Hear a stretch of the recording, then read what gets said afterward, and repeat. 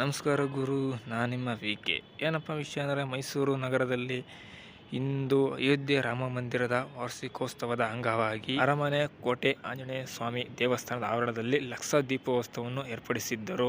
ಈ ಕಾರ್ಯಕ್ರಮಕ್ಕೆ ಯದುವೀರ್ ಒಡೆಯರು ಬಂದು ಕಾರ್ಯಕ್ರಮ ಯಶಸ್ವಿಗೊಳಿಸಿದ್ದರು.